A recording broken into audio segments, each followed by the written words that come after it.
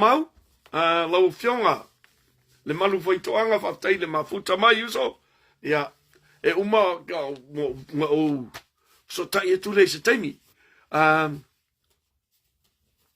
ai whaftai te lea, lau fionga, le malu faitoanga, whaftai le fisoani mai le matou a inga i le tau whaasala ua, whaamalulua tu foi, whaamalulua tu i lau fionga le malu, o whaiasi le mafofo lau ka mai ka iam, leiloa, lau fionga e tau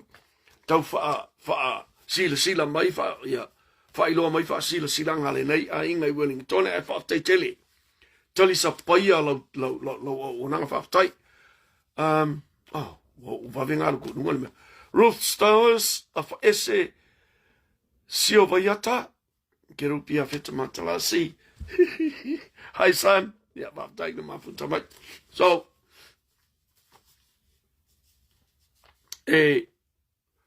o le tātou whainga whaai unga la ma la tātou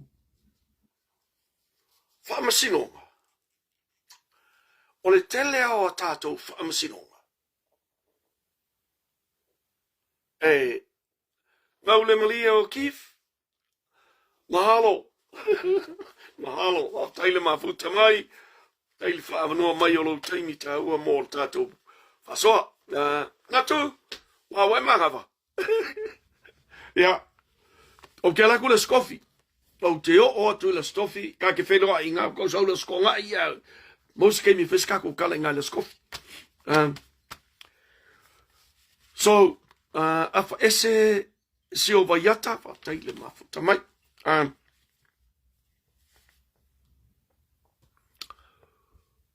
Toi foi la i tua i le tātou whatalanoanga, le amatanga le tātou whatalanoanga. E masania i a tātou whaiunga whale tangata.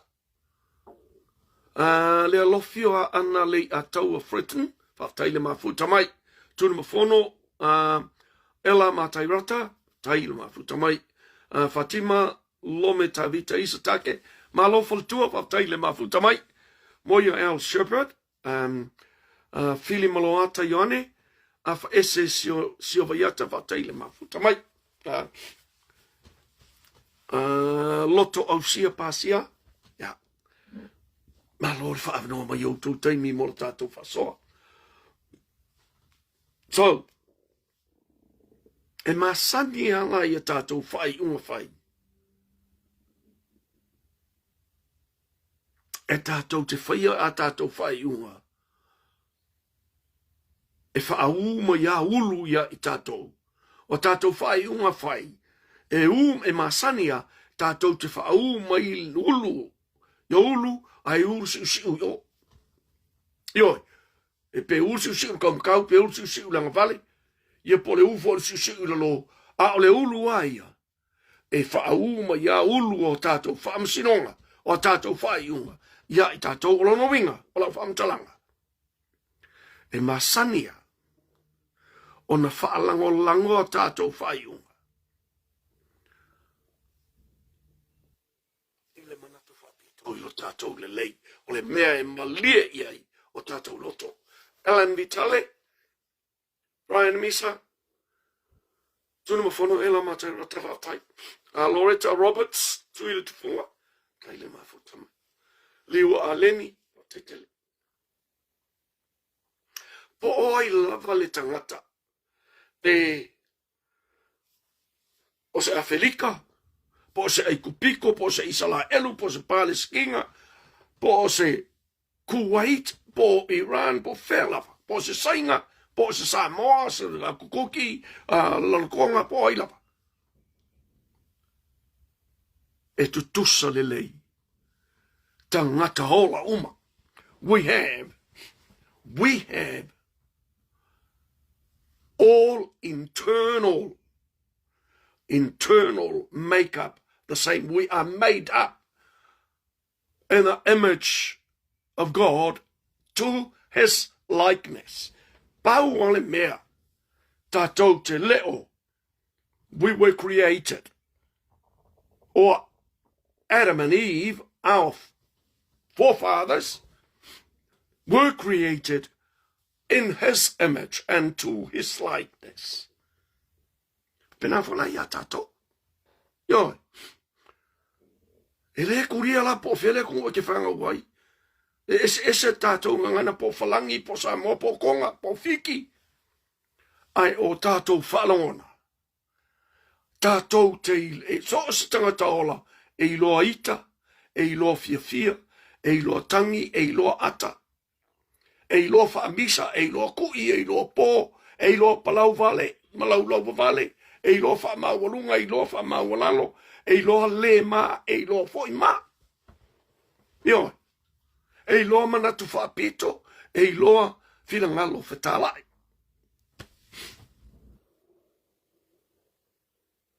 Rono wingala.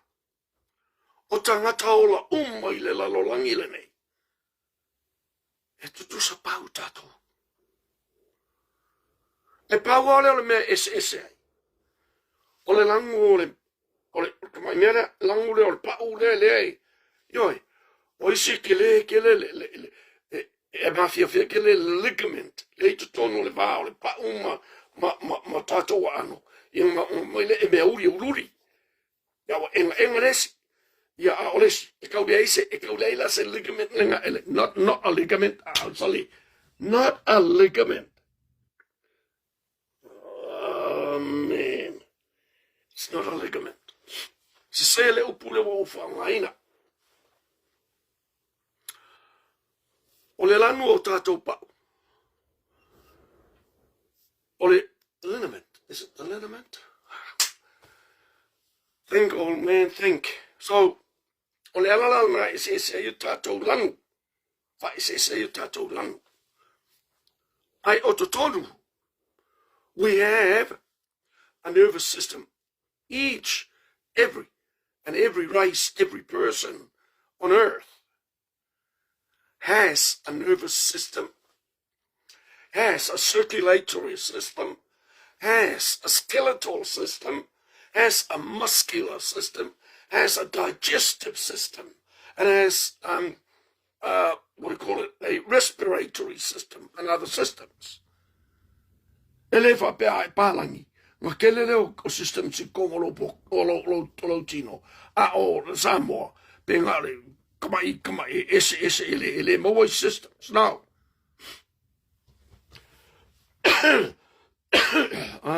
ese siova yata. So le na leo fetua e tutusa uma a tātou whainga whaai unga.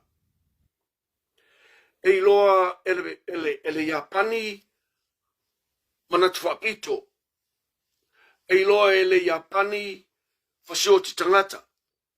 E loa ele Samoa whasioti tangata. E loa ele Samoa alofa. E loa ele Kolea alofa. E loa ele India alofa. E loa ele Pakistani alofa. E loa ele Zimbabwe alofa. Tātou tena ngona o mea ia. O la ngona o malaia. E whai ia tātou whai unga. Pilano whai atu. O le whamasinonga le atua. E le whaalangolango ina. I ni whaalongona pei o tātou whaalongona. Now,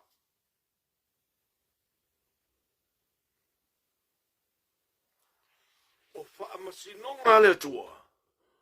O lona fina ngalo tutasi. E le ma whaamasinoina.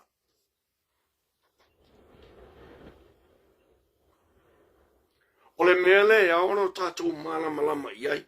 O le whaamasinonga le atua. O le whaamasinonga a mio tonu. Aisea? E le aisea mio le tonu. E tai atu I ate ia. New Delhi, vaftai mafuta mai, sorry, kalameli alipia, taitelele mafuta mai. O tātaula, o tangataula. E whapena, e whaia tātou whaamasinonga. They're very inconsistent. O le streimi, o sa o tātou whaamasinonga, o le skemi o kwa sasea. We're never consistent with our judgment, our decisions. Kalameli alipia, se misi, Tiresa tia mo, oh, a taile mafuta mai. Le mafuta mai. Ai o le whai unga la, o le whamasinonga le tua. Le whai mai ai. Tātou te taitasi, taitasi, ma tutu i ona luma, i le taimi o lana whamasinonga. E le whapea la o kia laku, lo taimi o lo whamasinonga, o whai aku le, whanamor se mai se whangau lea, se whanau lea lea, ke mga oe mai lo ke pele i tea, i te paki ma lonsio. E ai. E o whai ai le taimi o le whamasinonga o te paki ia, alaku te paki tū i rumo le tua. E o whai le taimi o le whamasinonga o lonsio ia, alu atu o lonsio pēnā fo.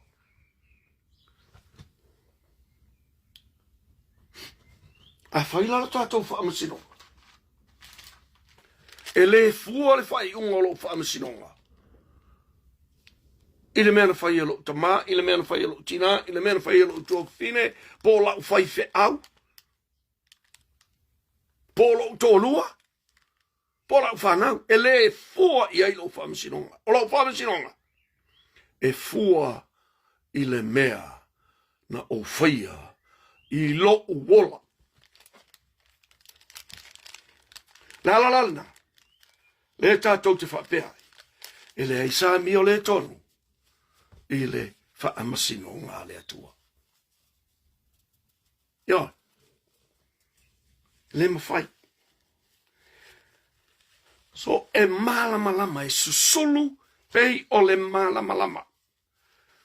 Sorry. Sorry.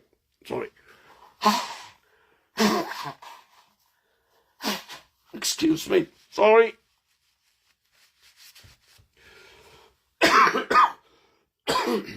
I'm very sorry, excuse me. Ole. O le whamasinonga la lea tua. E fuale unga, e fuale unga lo whamasinonga. I lo wola, i le tuainga ola o te whiriwhiri, o te ola, i le taimini a o lea o te ola. Manatua, i o tātou manatua, e le ai se salamo, i tua atu o le tuunga mau. O le mea le nā i o tātou manatua. E le ai se salamo, i tua atu o le tuunga mau. Ioi, ngai whapesis o, se whakali se i o kiko sana mola i. No way.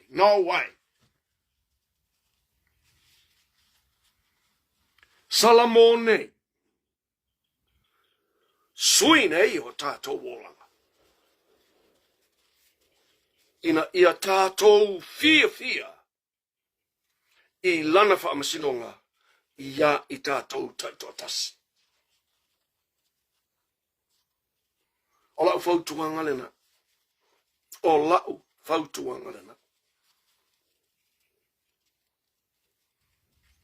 O tātou whai unga whai.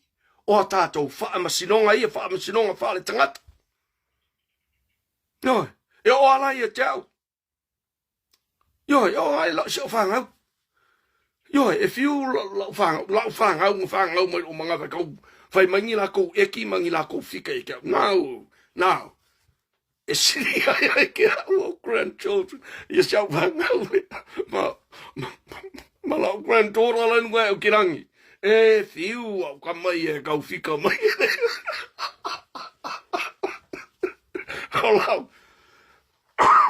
O lau lana na whai unga. O lau whamasinonga lana. So, no tātou wainga, uso matua whawhine, o whanau. There is no repent after we die. We repent now. Tātou salamo, ino tātou wolanga, matau mo whai. E o ari kaimi ngia leo ke olai, e reo sao uma o mei e whai. But I have to try. I have to tell myself, no, forget about that.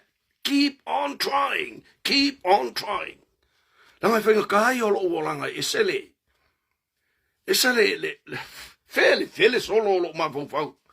But, Triple M whamusili, taile mafuta mai. Ngalo ensemisi, taitele le mafuta mai. Ia tonu la tātou whamasinonga I mea tātou te whaia.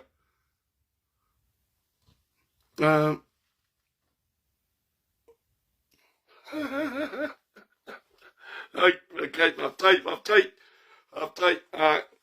Tele le ma Bronwyn, Amira, o Rockman, update le mafuta mai.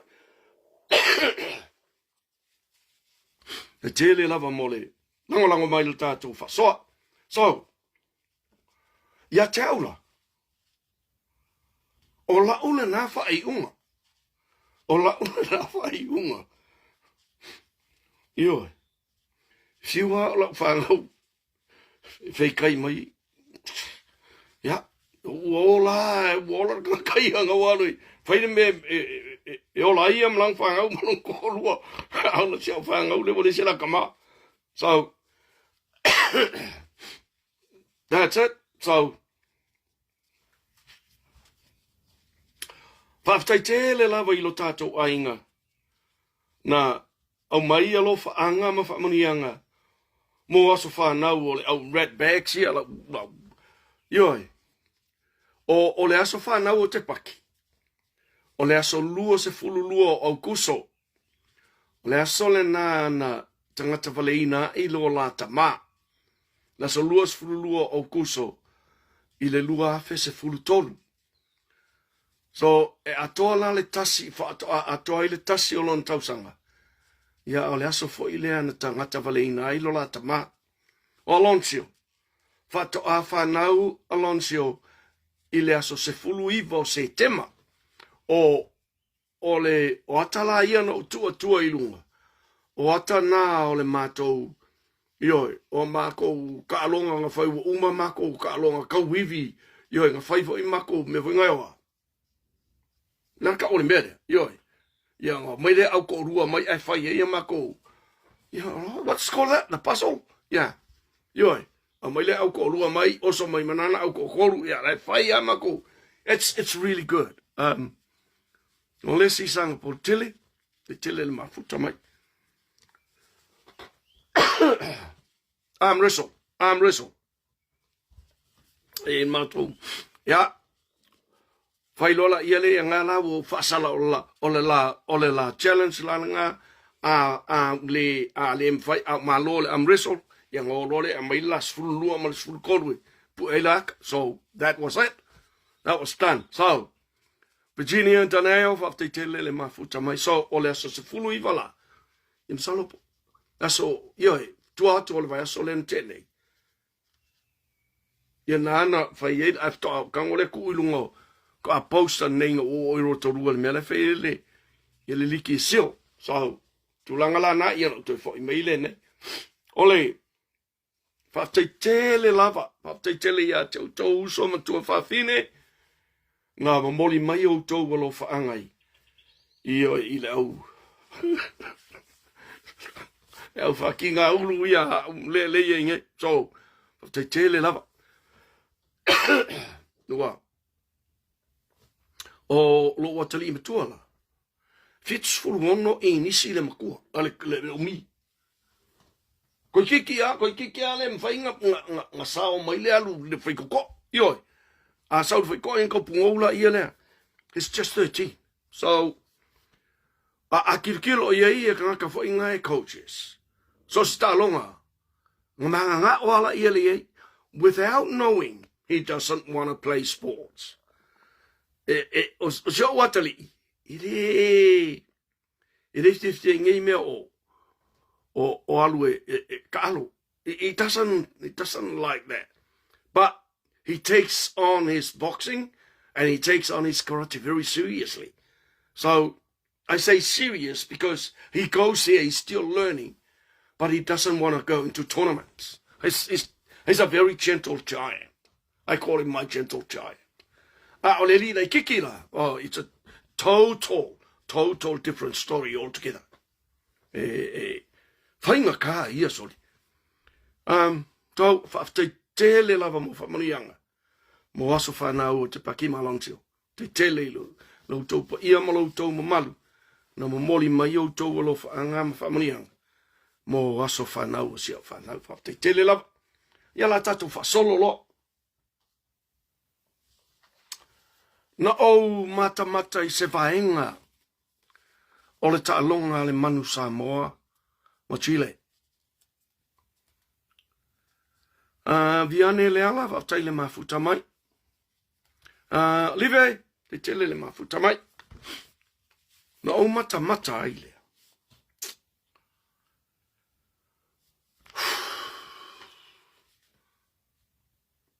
E la ngona le. E momo le loto I le lofa. E momo le loto. Pira asia.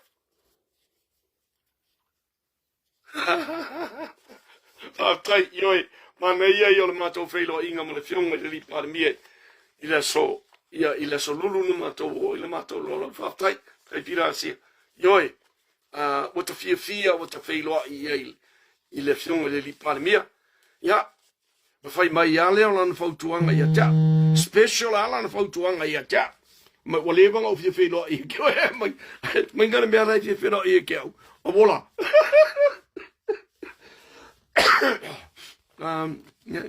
O te mtua fia. O se fia foi le ia tau ia mnai to fafina na mato malanga. Ia ai mai se ai lana mau o fafia inga malon faltu ai fai la mato sauninga. Se mato sauninga lo tu te mino mato.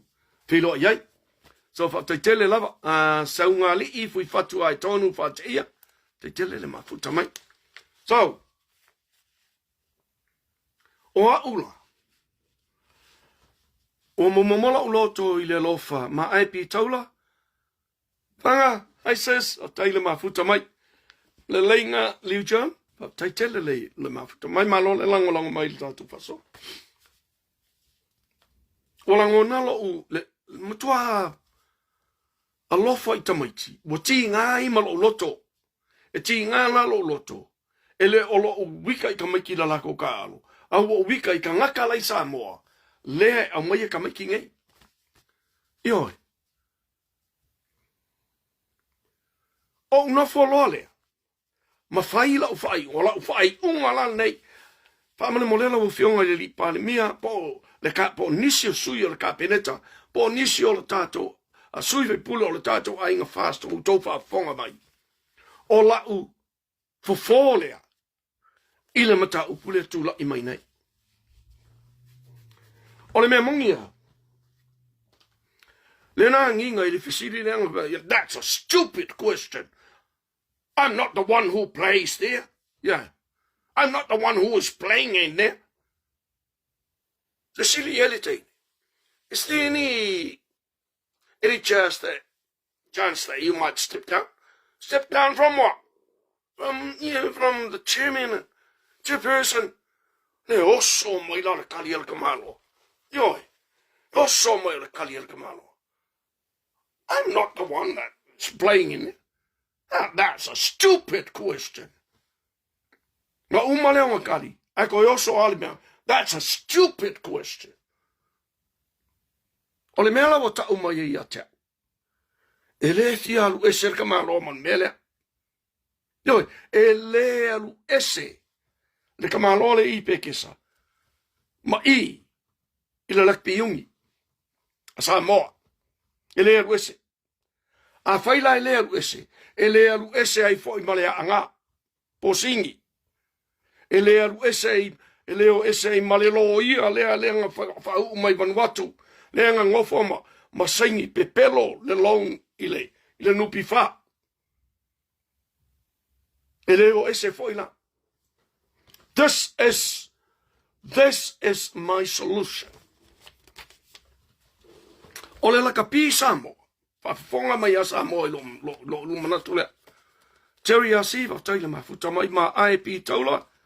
Rosiani Molipola fa taile mafuta mai. Ole la kapi samo, pole junior la kapi samo. It's amateur. It is an amateur association. It has nothing professional in it. e pau ale professional le mele iai, o le CEO. O le CEO, wala e tutongi mai. It's tauna tutongi mai ele World Rugby. Le tutongi o le CEO, pa. So koe su e po, sa o le meanga. O kangaka umai ele kong le board, yoi. Nalai mo wai malako alongi. Le meanga o le fio ese ai. Ma lesi mea. A o inga fai fongo kanga le yungi la kapia lalangi. O nga ole, that will be their travel. Yung ole nga ngofo i kukongo wharakai malo wingai. 5-star hotels. Travel on business class. To tongi umai whatupe uma. In the World Rugby. Professionalism. That is professionalism. Ole mela. E amai le service lea a le World Rugby, o le amai as professions. Ai amai ave whaonga i amateurs. O le board o le yungi la kapia Samoa, o amateurs. It's an amateur association. Whafofonga mai ai la u. No whamtalanga. O le mea moni ala, e pau ale la kapi. Pau la vale la kapi.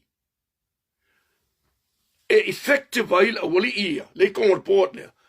O le la kapi, ale local rugby, la kapi le tonu Samoa. Yoi. So the chairperson and his board are responsible for the rugby in Samoa. E alu rora ka mai ki Samoa ka alo professional rugby overseas in clubs. E le koe a fia la. E le koe a fia I de pulenga na uria. O lona winga la. A faise, o le ka mai kiki la le vao ia, o le alo o le tamawhanau Samoa I lona va, malana kalapu. Pe a o lai le window lea o internationals.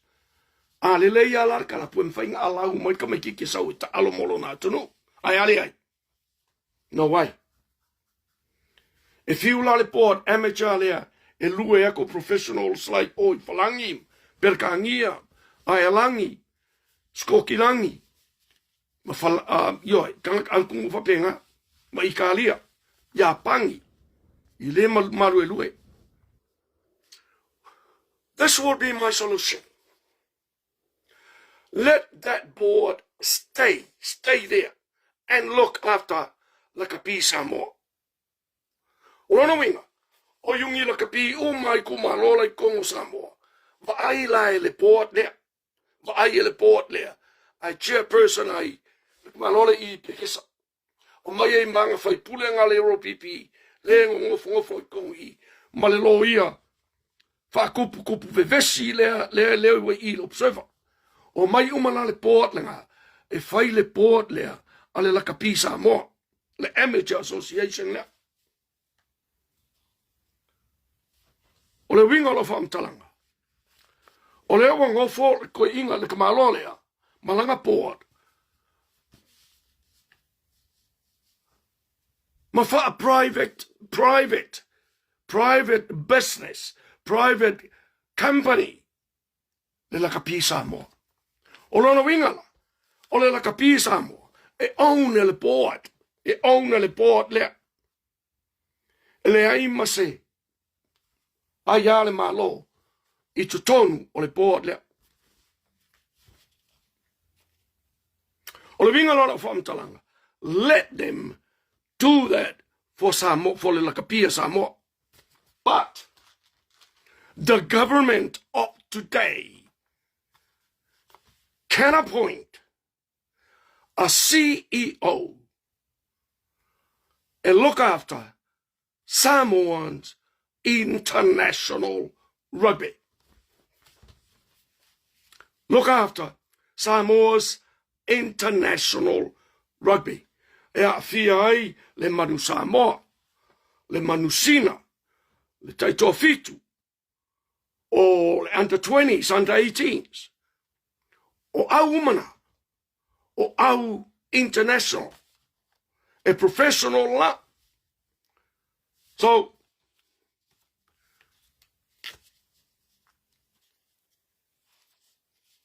o le tūlanga la te tauna iai.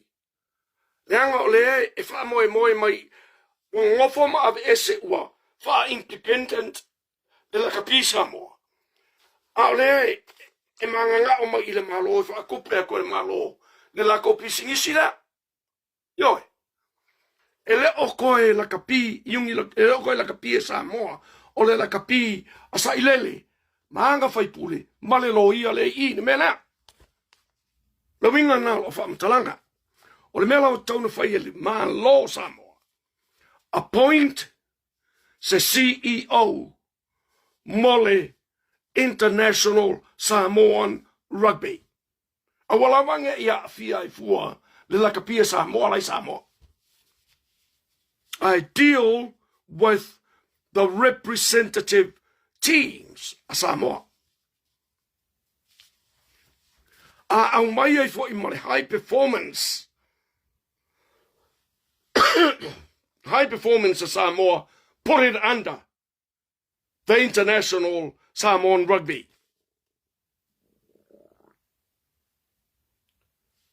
E le whapela, o whai atu e ese mai le melea. Ona le ava noa leo ta maiti lai ta alo I Samoa. I le mele on International Rugby. So, no, they will play their rugby as locals. If aila e le port le ei, le au polokiki ia ma le lo ia lea, va aia la kou kulanga. A o le va ainga la, o le la kapile la fa atupe le malo. Ave ese mai la mai kangaka ia. Ave ese mai. Tofi se minista o ta alonga, o le minista o ta alonga, na te appointina se CEO. Mo le International Rugby a Samoa. E tio la le CEO lea. E tio le CEO lea. Ma le filifilingo coaches, ma filifilingo assistant coaches, filifilingo tangata uma trainers and all. E to tongi foila. E le international branch lea. O le la kapia Samoa. Ai ta tia le amateur branch lea I le board lea iai ngei lea iel ka malole I pe kesa fai la ko le board nga o la ko su e mai ni kupe e rana I la kapila Samoa kalapula I Samoa noi ya la pe le kalapula malisi wa that's an amateur club e mafaila ona fa nga la tole kalapula na malisi ia mare whaingo I sevens ale Samoa lava ia amateur Samoan rugby. Whaileo iang su aile mangia la kukupe mangia whapenga. Ai o le international rugby, wakakaunga ave ese mai tangata ia langa. Ele o kilo I le makanga, le makanga I alo mwhanau Samoa. Yoi.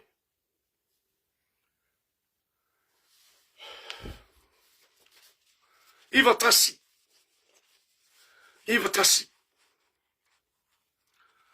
Lea whata atolus fulfa tau sanga. Talu o na ulua I ofi Samoa I totonu. O whalanga maia o le lakapia lalang. Tolus fulfa tau sanga le.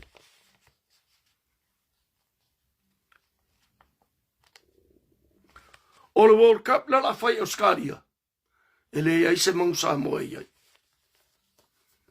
Ele ka alo se mang Samoa. I le World Cup le la whai Australia. Ai se a. Ma kua le iloa e le port le a whai se mea. E atina e ai le au le tunu. Kua le iloa a whai se mea. Pa wale mea lai kirikilo I lako. O lako kupe le maua. Ma lako alaungi e kasaingi. And they are so amateur. They know nothing. They know nothing how to run even a franchise. Yoi.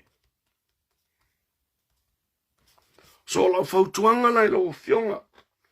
Laule le mali toa, lau sunga laule le mali toa, ma lau kapeneta. Vavai ese le international level. O le lakapia Samoa, mo le amateur side of it. E le whapea o le a, le kilo i o, i ka maiki i le, o ka maiki ki a lai matua tāle nia i o i le amateur.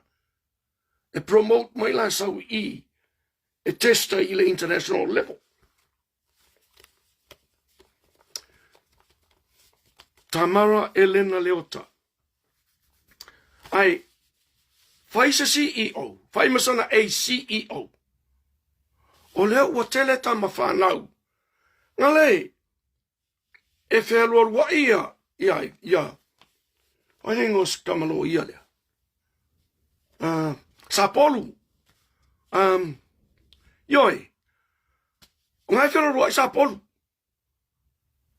Po faisa, po iai kukongu ole company lo ia long ki ngapea. Oi foi. Iliota, oi. Eliota, Sapolu. Or kamakalo, nga kei lole, le international, nga alu foi ngai kukongu, as an international, contracted player, nga ka alo yang kong kala kei fafo. O toi nga alo na le tunu, e lole le mea fai le tūranga le. E le awha iai mea ngofo i pekesa, ma o le whonga o pale menge. Ele afa ele di lang fa u mai lang lo ye Vanuatu. Na. Le afa ye. Nga o mea su'e, nga su'e nga kupe, ma su'e nga o ma eri nga au lo ye fa ye nga kai i kong mena. O le mela o taun fai. Ave ese. Fa ma motu ese mai le professional level, po le international level o la kapia Samoa, mai i le local rugby. Le ye la kapia Samoa le i. Nga alu ale o lako board, pule lako po alako me fai. E le koe kapa mai le malo in kupe. Ai tio le malo, ma le wha kupenga, o le international side, o la pisa mo. O la ufau tuanga le na ana tu watu ina, ai le fai. E le fai. O le awai loa kunge. E le mafa ele fiaru ese. Peia o fiu e kau fuli ese. Mai o le mea lei o le lae hai fia pale mia. O le mga koe pale mia. O le fiaru ese. O le rawiga foila. E fiu le euro pipi. E fuli ese marika ika ingo le euro pipi. E le fiaru ese. E le fiaru ese. But pule ai e ngilonga le fiaru ese. Ai le o ia o le Europipi. O le Europipi. O le faa fale tui. A le vaenga faa upu fai. E le pule e skankas kokas. Sui le tau tai le tau tai inga Europipi. Sui le tau tai inga. Ave ese mai le international le kapia Samoa, mai le amateur side, deal leo le port le iengei, ma le kapia Samoa le Samoa. A le international level, ese se whaala putonga, ese ni tangata pe tonu tofa, e deal ma le mele.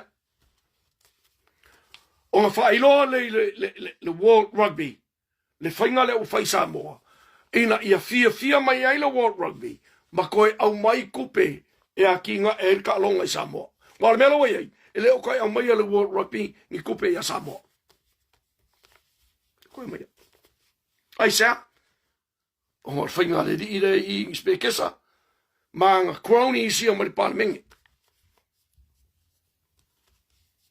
A whai fo i la whonutanga. A whai fo i whonutanga le International Rugby, e ola i ai le CEO. Male a CEO. Ai malo le leia, le chairman, leo le la kapisa mole i le amateur. Manga cronies. Malo le lei. E le aisa la ko waia, e koe a ia ma reach out mai, i le controllinga oli international arm o le lakapia Samoa. A fai fo le tūlanga lena. E mawhai ai la Samoa. E le arm fōle o lakapia Samoa. E mawhai la e le arm fōle o international level o lakapia Samoa. Ona totongi tamā e o mai e tā alo. Leo ese mai e lako kalapu. I le totongi laiko kongi e lako kalapu. Oh, close to it. Close to it. E totongi fo i le international arm lea. O le lakapia Samoa. Pa sese o kama e o mai e o mai ai. Ma fai mo meo medication. Mea uma. If I look after I kama. Yo. We have to step up 1 or 2 levels.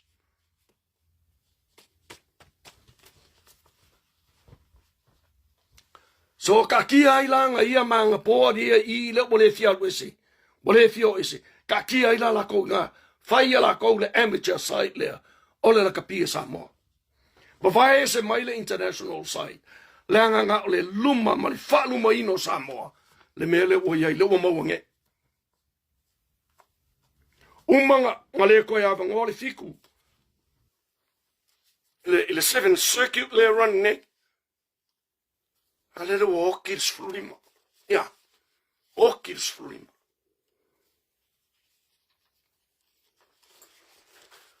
Ole makua ko akele o kamiki le inge New Zealand.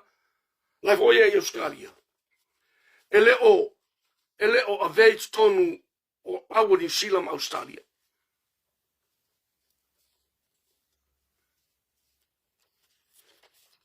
Au kamakinga. A fai ele, a whaongai fai ele awa Samoa. E o ia e langi, ma whalangi, ma ai langi, ma skoki langi, e struggle, e ka alo ma kama. Eo fai a South Africa. Yoi. A ele o ma whai langa o kamakia. Langa ua mai mako kamakia nga len ka alo kalapu ngei mo aku Samoa. Au mai kala o le whainga o latou le whai e Samoa. Ye lese mea le lei. Ei se matua wa lea o inei. E wha pele pele i o nalo. Ma tau mu whai i o le alo i le benga ta island taleni. Ai e waku Samoa e se le whainga le whai i Samoa. O le mea lale o kaunga whai. A ve ese mai le international arm o le kapia Samoa. Mai le board lea. Develop, established another board, which we can say an international rugby board o le kapia Samoa. Fai songa CEO, famous songa a CEO. Ko ma i o male high performance. Le a Samoa le ai, ko mai le kongu i e develop i Samoa, le kapia Samoa. A le whai al whaingana. E le koe o le mang Samoa i ko kongu se World Cup. Lele wa World Cup tonga. Le anga ula i ai i le langu mumu ioi. Le anga ula i ai le lile. Ya le langu mumu le langu le lau ka pia konga. Ia se i ofo i fai. Misa langu o se si au. Ioi. Ai le manga kumau a lalo i a konga. Anana me lo i ai. O ai la le wo le World Cup. O ai le wo leo.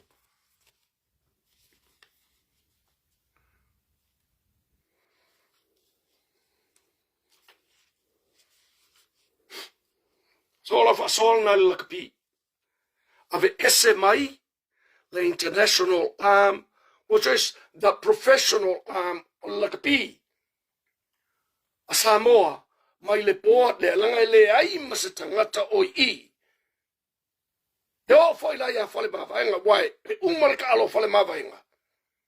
Ele i fully international, ele i fully professional le kapi, o semi-professional le kapi.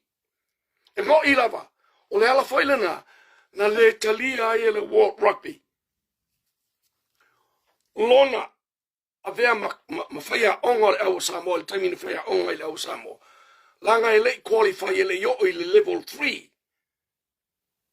O certification a le World Rugby. E a vea ai se tangata o se coach. O se international team. La na lei, ona le manao, le World Rugby coach, whanau mawaenga i le au, ona le i ai. So na level 3 coach certification. So, o ka ngaka umalale ko kongu, ina pawal tangata le tau, ia isino na ilo ile mea kau professional rugby, na Faleo'o mawaenga titimaya. A la ko umale kongu i, le ai masisi. Le ai masaise, ia se singa fasi mea wapea, nga kei loa le mea lea. La va felanga o mai e run le au ala kongu, le e alu, ka alo ma professionals. O au ia leo ka alo ngei, ila level leo World Cup, they are all professional athletes. Ia e sāwali vari mai, e kako ka maiki. Ia, sali. Ia leo o ia Chile. Ia, o whai e Chile le miki e le mangsamo. I could hardly accept that. O te le taliang o fia le mea lea. O ngā ole le World Cup, le la whai Australia lu olu fiku. O haila la osa mo e kapua. O haila la osa mo e kapua.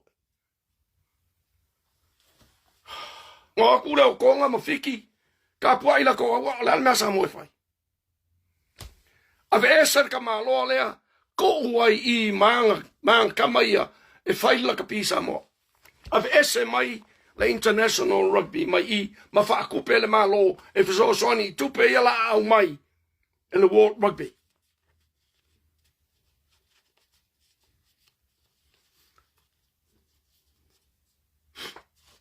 Ioi, ai kupe ai pei o ngofo i o e le koe o in business class i wa lelem ma o ngofo kong 5-star hotels.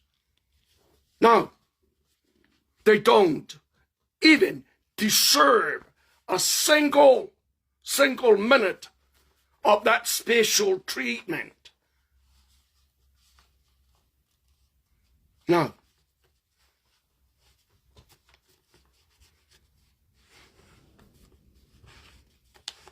Ngelo ka kolo, fisilo ke le fisiri afa mai.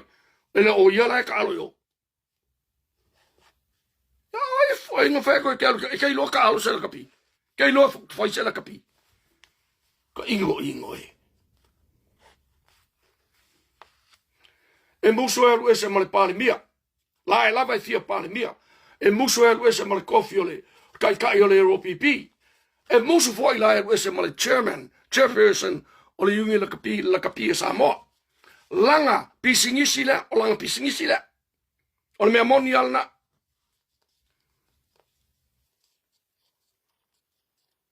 Nga o ia la ma kam fai pule ia. Malanka mai lo ia le i. Le penge fiki e le mea la. Kau vale. Ai pon mea la kung le mawai. Nga le kau vale a ma le whalu mo ina.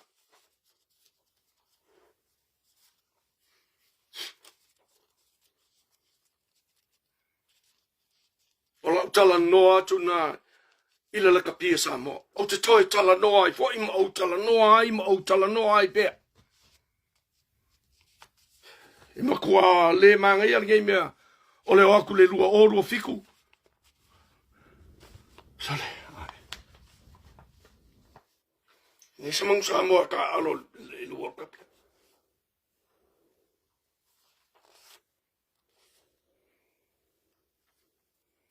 Ia, o la tala noa tu na la kapia sa mo.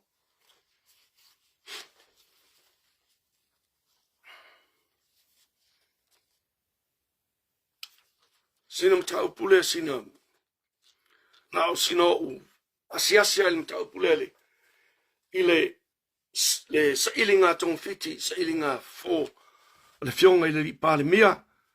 Filfidia li pale mia fa uina o Samoa. Fa uina ili atua o Samoa. Koe fa fonga mai a o kou ia le ei. Le kou ke le fifia. Fa fonga mai. Read my lips. Le fionga i le li pale mia filifilia o Samoa. Le fionga i le pale mia whaau uina e le atua o Samoa. What are you going to do about that? Nothing. Because that's the truth.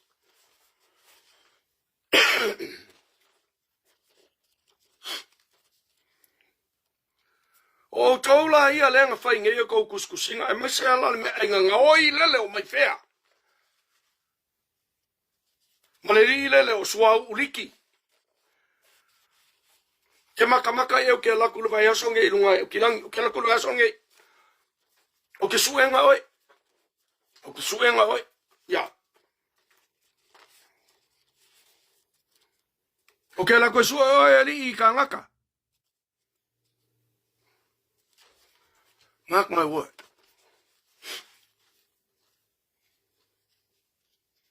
So,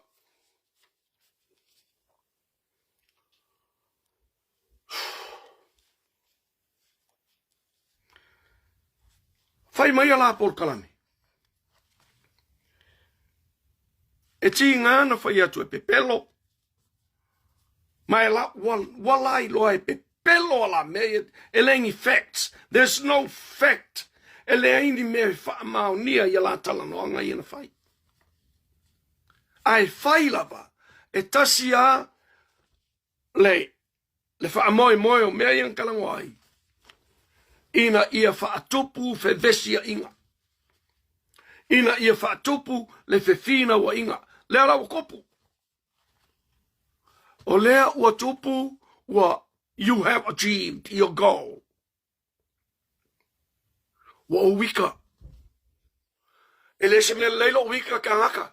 E le se me le lei pe a wika. It's not good. It will not be good for you. I'll buy for you, my fair. It's not going to be good for you, my fair. Not going to be good for you.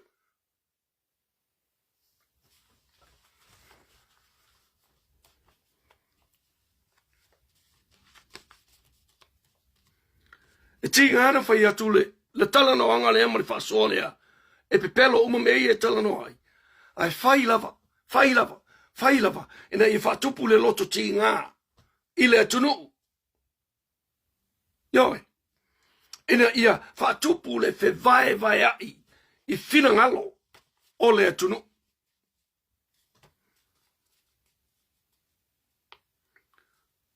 As I said, you have achieved your goal.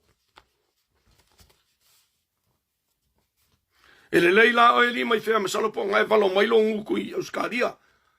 O ke le alaku o ke le I Australia. Kei mini ngai. But I will be in Australia sometimes.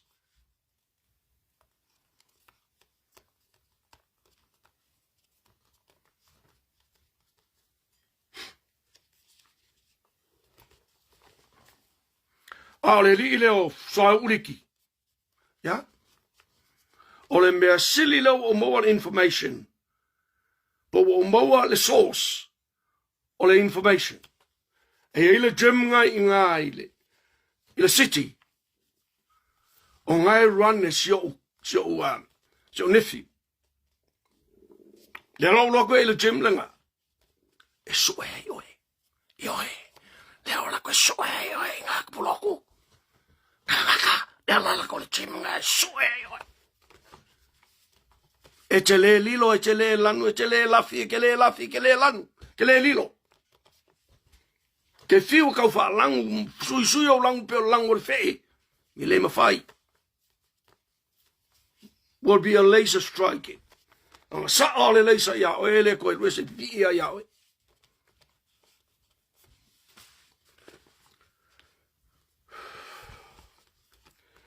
Wai o lua te fai ei wha matalanga I le fionga I le li pāle mia filfilia. Oi. Oi o lua pua a elo. Oi o lua o pua a elo. Te vai ane lava le atunu. Angi lua mea o fai mo le akung. Ya. Le se ri lele. Fai kupe lo le I Christchurch la uloku le. Sola ki Australia mga o ia kupe. Ngā roku le whikau kala mai le fionga le atua. Ai ngā oi. Mai whea oi lau wheu kia. Ma le sila li lea. Oi, ngā oi inge I New Zealand. Ai laku fwoi Australia. Koe ngā oi ma wha valea I kanga kore kungu. Ngā le me pito sili no le fia ai. E whakiki ngoa anga whaima. I tangata lima vai o Samoa. Ne mea ngai le eselo wikad. Ioi. His victims are the people who are working 2-3 jobs to just make the ends meet. Wakuri ngai le mafau. Whaavalea. Mga whaangala ko kupe.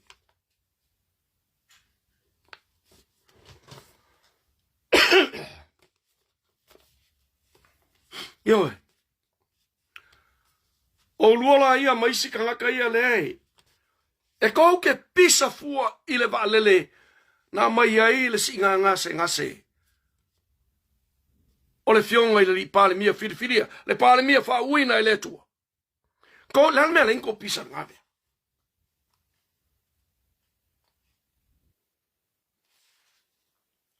Kasi ole mea wanga ko pisa le boi loai. Na totongi lava ia malona ainga. Male ainga whaatua male fesoasoani ala ainga whaatua i le atua sa moa ua tasi. Lena whaatupe ili singa ngase sa ili ngā tonga fiti lensa. Le ai ma se sene mumu le malo. Whaongai. Lua se fulu kolu kau sanga ia lenga pale mia ai ka malolea. Nga iai sanga saunga si mai. Nganga ko kongia ai songa pasese. Nganga kongia ai nganga kong fikinga. No. E lipiola.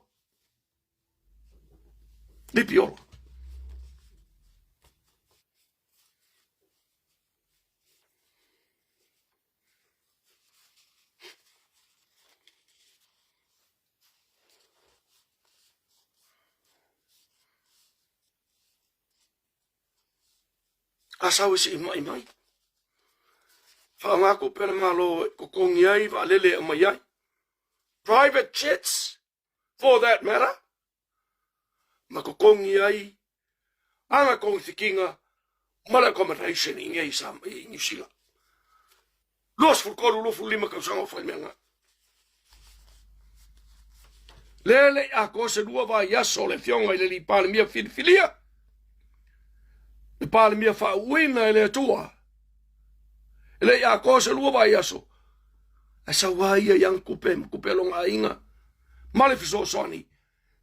E le whaanganga se senge mumua kasi e sa moa. Oia e lua whai ki o whakasi e makaukanga kai e whai ki o mai. Who gave you the right? Who gave you the right to do that? You've got no right at all. Because you know nothing. You know nothing.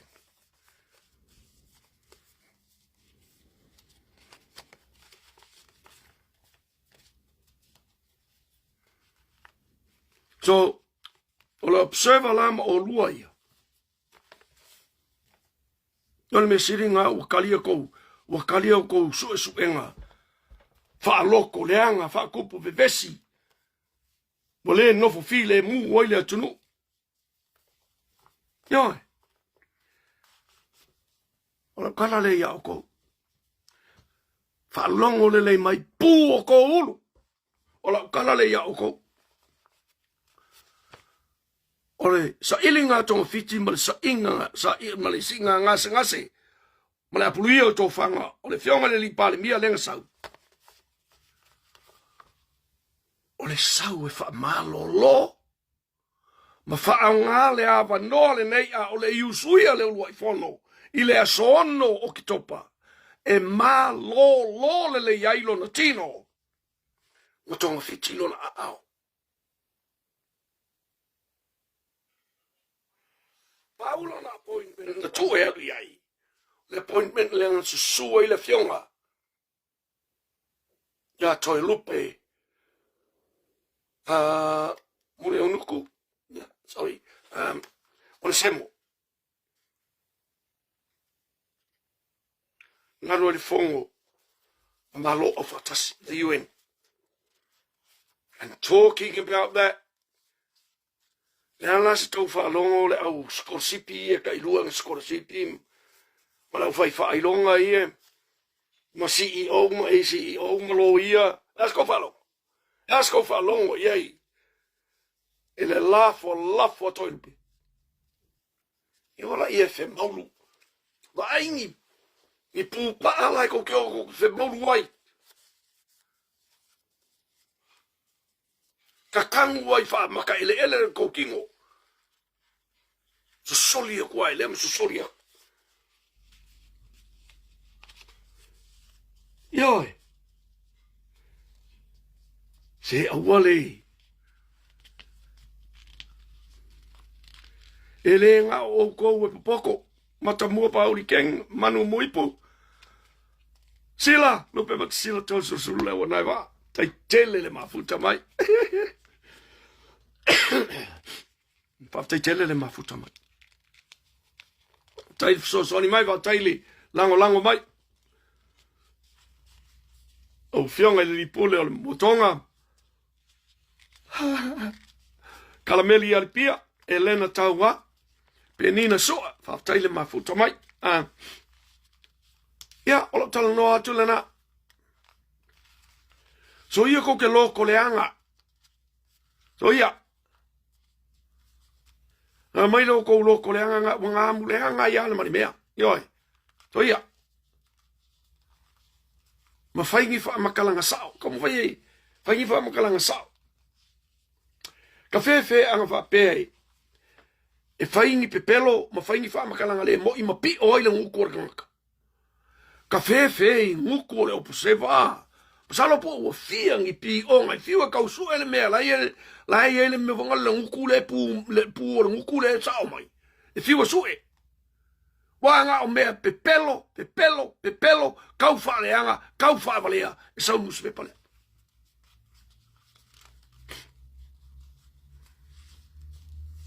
Wa o a ka kua, mea kau elephant tears. Ale, ma fingenga le oi, Marietta. Yoi, ma vai mai ngei le, polokalame le whaifi aurele nga, ma koe ko o ke ngeki o langa au loku le usau whai mai ang polokalame. Yoi, ka fia mau aso ka kaimi ki fia, ki pei tai maka upu ala lupo onga. Fia mau aso kaimi maka ki pei tai mana lupo onga.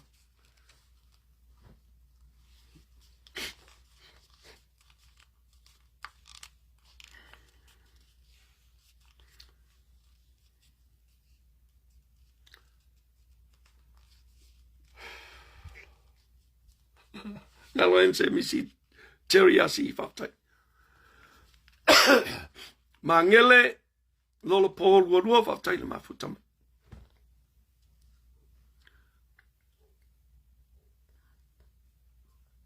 Ole.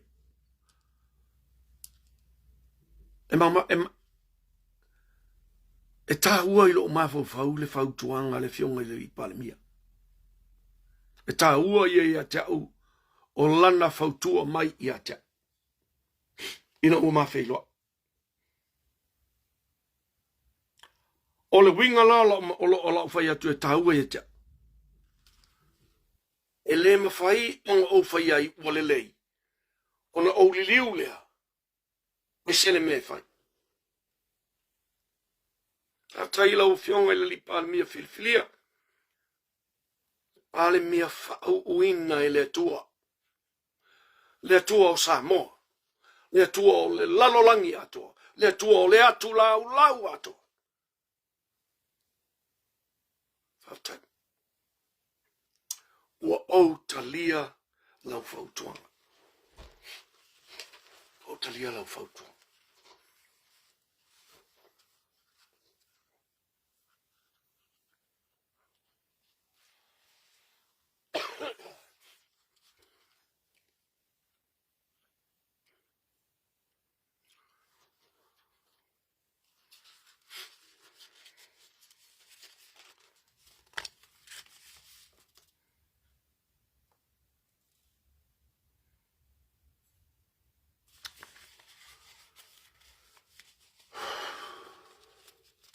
Ngā luenga whaavaitaini.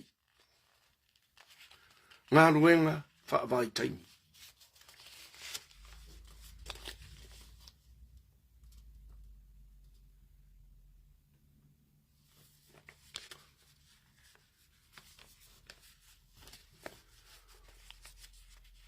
e malama tangata Samoa. Ile upu pe ile whaupunga lea. E le iai ni whainga whaavai. E le iai ni whainga whaavai. E le iai ni whainga whaavai. Na wha taatitia. I leo mai o alo ma tama whanau o le tunu le la o mai inei New Zealand. Ma au se talia. Ele ia ini whainga whaavai. I tu unga o ala tau whainga luenga. Ele ia ini whainga whaavai. I lo la tau saonga le mu. Ele ia ini whainga whaavai. I le vā maa inga I Samoa. Ma le Samoan community I nei New Zealand. Ma Australia. Ta'atia al tōtele. Ta'atia al tōtele.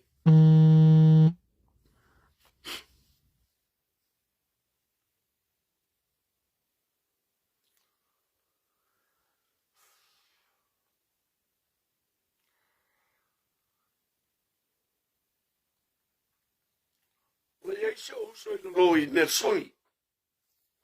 Sunga I whawhenga ma le whaletua. Sunga ia whasavalu sawanga. Ma le whaletua ia tafi. Tafi au I matangi. O la ua ia. O lo ua avea ma tamā whaife au. O le tele o alo ma tama whanau o Samoa. Leo mai ngā ruenga whaavaitai. O le matua te leo la ngā ruenga le e whai tamitia. Ana le ai la ua. Ma salo e pei ale mele la kupu. Te making in New Zealand. Pia le mele kupu mai Australia. Le ala. Wa tutupu mai mea ia. Ona ole le ai oni whainga whaavai.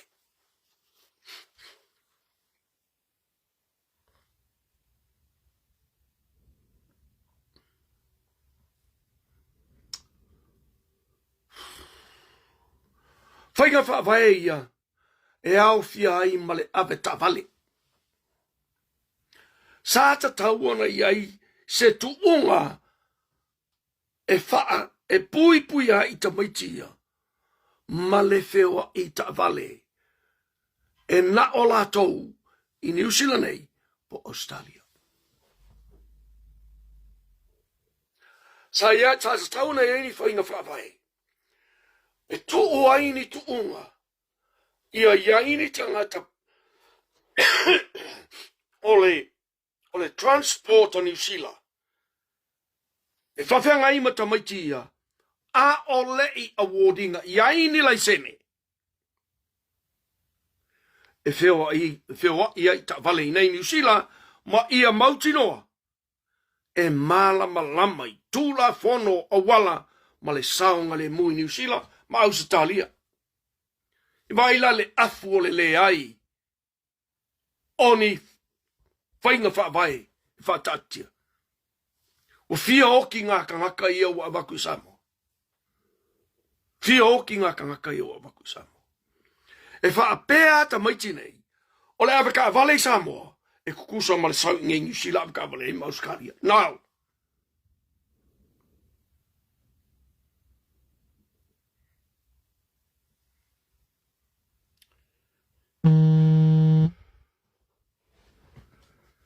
E makua vala le meole avka vale le ma fau ma le whakula whangoinga lai Samoa ma le sau ingei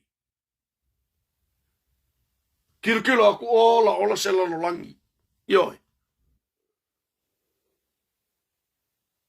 le afu langa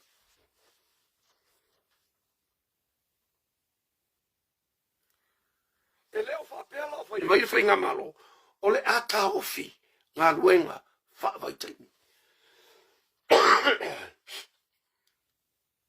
E lo whapena ngā milmaro. E se kau ma whainga whaavai. e la vea ia i ola ma soifua o alo ma whanau nei o mai ia tunu nei. Wa langa lai o mai ele ngofo a inga ngei New Zealand. E o mai a ola ko i me whainga luenga e ngā la ko waia. Wa whai whaako anga lai ngā lulu e. O le kele lao kaimi.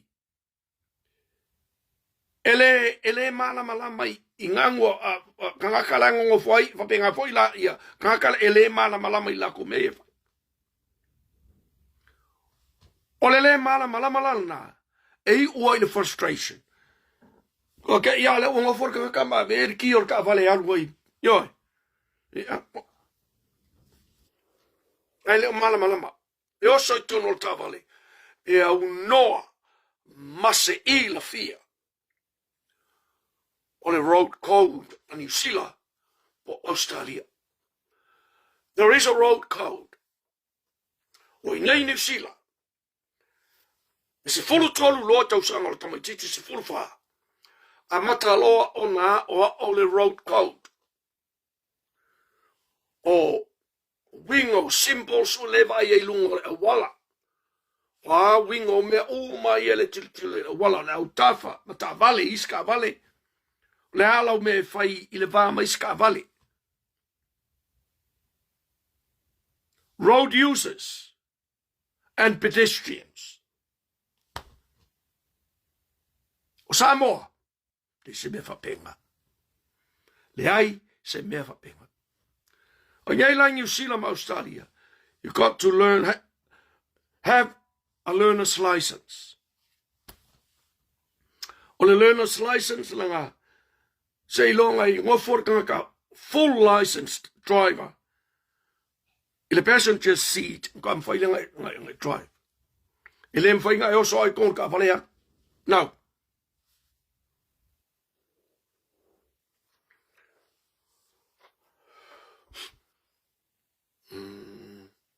the ungalale learner's license. Ole meka ole restricted license. Ungalale restricted license. Luato sanga. If tatou mfaile I apply molo full license. Ai wa e malama lele. Ile road code a New Zealand. Ma ausitali. Samuele se me va penga. Se me va pena. O au tala no atu lai le mele, tasi le mea. E whaataua, I whainga whaavae ale malo. Ia tau fia I le mea lea, o le tō mai a inga leo mai ngā lulue. Ai fo ia kui pusoki. Ioi, tau fia I le mea lea. Tu mai matua lai sa moe mai sa ili ngā luenga ma ngā luenga walu manai. Ai fo ia kur kama bale kengi leo sau. Fo ia kur pusoki. Aleo na, sau ingei. Whakari mai lea wā ma kamal whangau sa moa. Sau ingei esa whainga nau whai.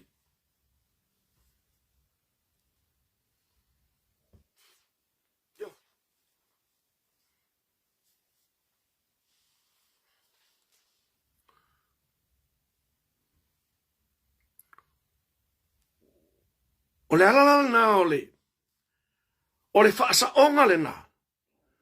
O le mata upu. I ngā ruenga whaavai taimi. Wa ngā ruenga whaavai taimi le iei ngei. Ngā pauana mea leo maika ko ngā ruenga whaavai taimi ngā piki ngā apu mo meo o strawberries o maukengi ma meo benga meo whala waina. Ai le o maingi kā ko ka miki man kangaka. E oi whai ngā ruenga I mea hotels. Ia po Faleo'o. Ia po service whainga special services. Pei oisi a tunu. O le mea la le nau I whainga malo. Sei whaata o oto ni whainga whaavai. E tau whaaititia ai whaafita uli ia. Wa le mawhai ona fo ia. Ai mai se ia. Le sau sa moa o la kala vouma ma lau soifua. Ai fo ia ku sa moa fo ia ku pusa uruli pol pusa ngaenga pol pusa mai pa. Ngale wa ku sa moa kan.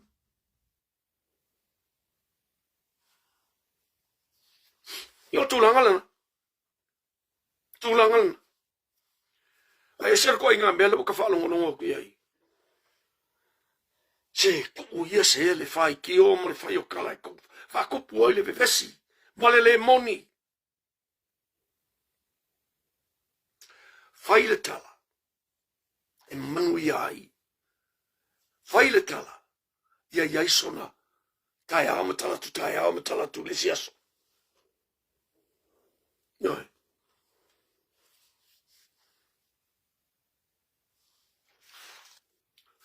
Aku ngari ngari fa bai kain.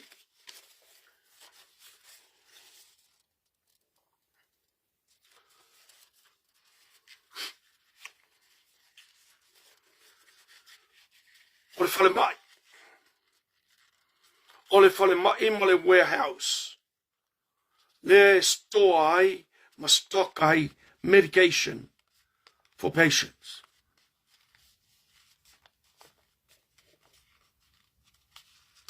O te fia ilo. O te fia ilo. Po ai e tu ai le ki o le warehouse.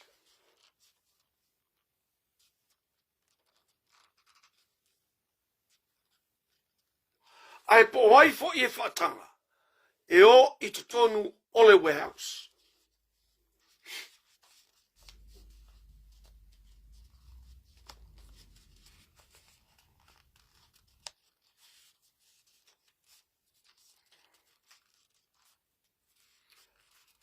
E ui i CCTV cameras.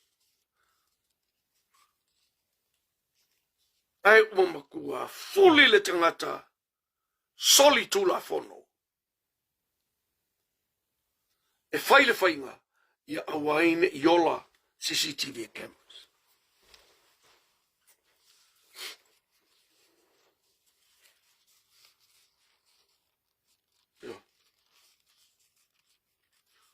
O le mea lai te tauna fai. Ia tasi pe lua ni ki, but there should be a code. O le code lena e sui ia iasa uma. Sui ia le code na iasa uma.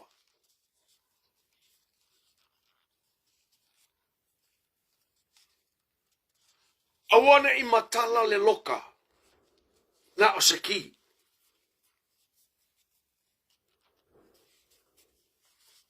Ale ole na. Ale code. Whaangale maka o kangaka. Noi. Ima whaina le na. O wakua, wa ulelo wa maile wha tuanga ole warehouse. Se ilonga o ke la koe kulo makai o scan. Ko a makala le o whaiko. O ke kua i fo ia i. Se ilonga e uma mai me ia mga umia. Ma ave ile me kaunga ia yo o mutino wa ave me kaunga ave ia. Ko scan le o maka. Maloka le. E mwhenko e wesa se mea. A o to tonula. O to tonula. E te tauna iei CCTV cameras 24/7 e monitor mai i se ofisa. Ioi.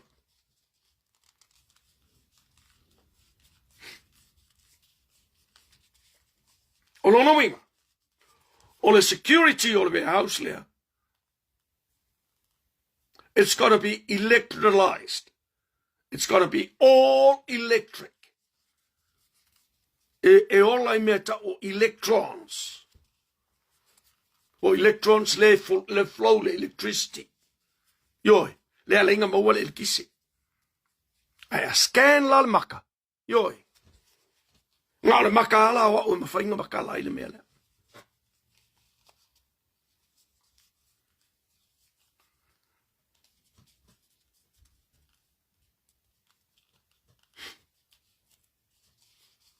Iong whiwaling ka wale o mai ngofu mai lalo o mango mai ngo.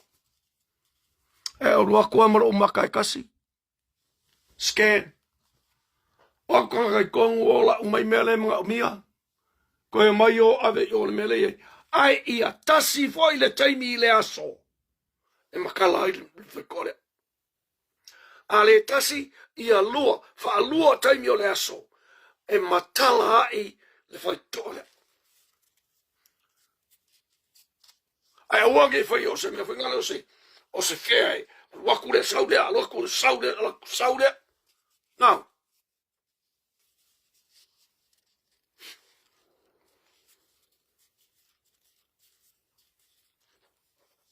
tasi pe lua ni tangata e matala ai le whaitotoa. Tasi ma lupe lua taimi e makala ai le whalelea.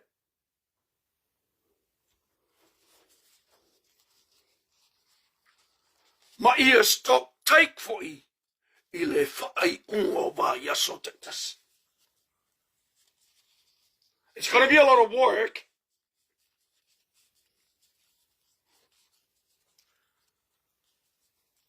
But that's how it's going to be secured.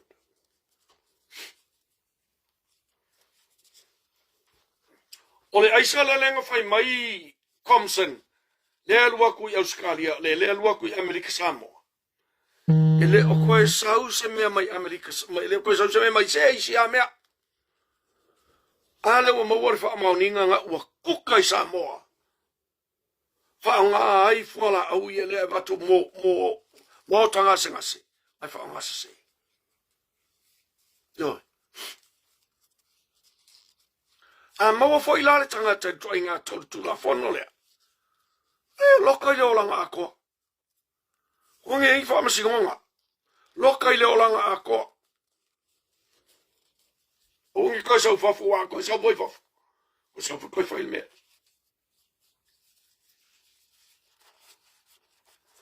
Toi wha au au tatu tala noanga I tūranga.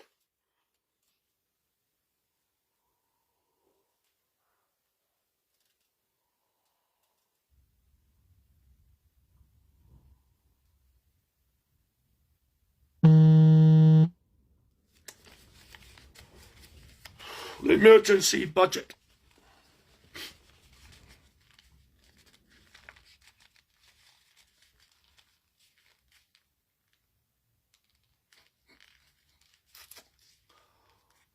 Tia whai ala emergency budget le hang whai maili.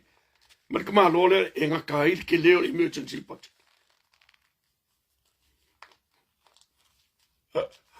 Tolu pasene. Se vai le levanga pale menge ngā pale mia.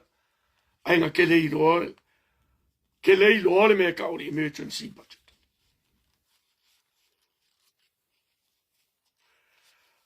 O emergency budget. Le tūlanga le nei le yel malo. E leisona limit. E leisona ngata. Le se mea ngatai. Yala na wha ngale upu emergency. Ona ua mana o mia I le taimi vave.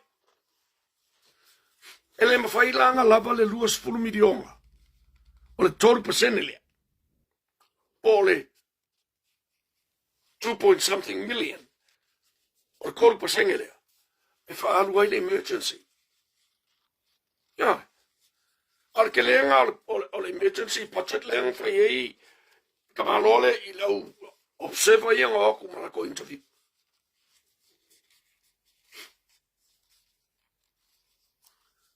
Ia.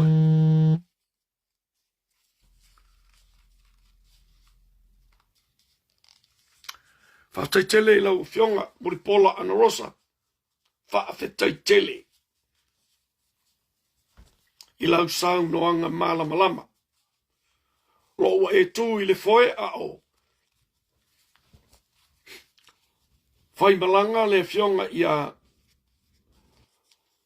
Talupe on semo. Ona ua si ngase mai le songa I le lipana mia filifilia. Le whata otolia I ngase mwhatafa.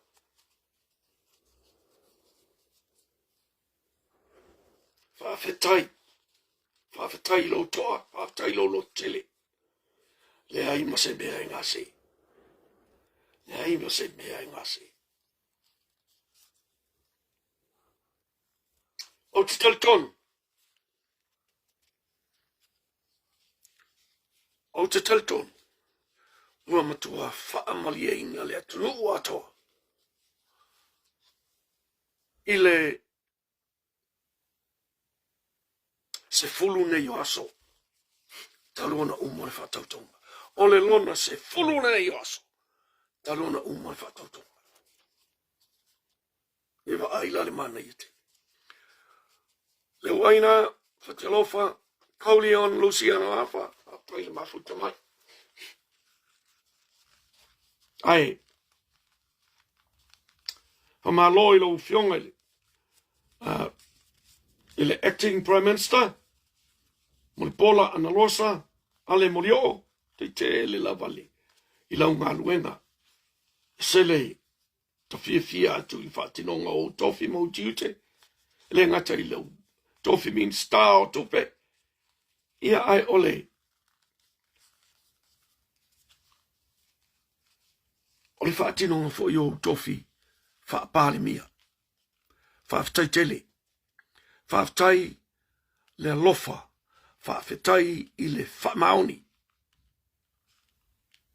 Whaaftai le whatinonga o tiute.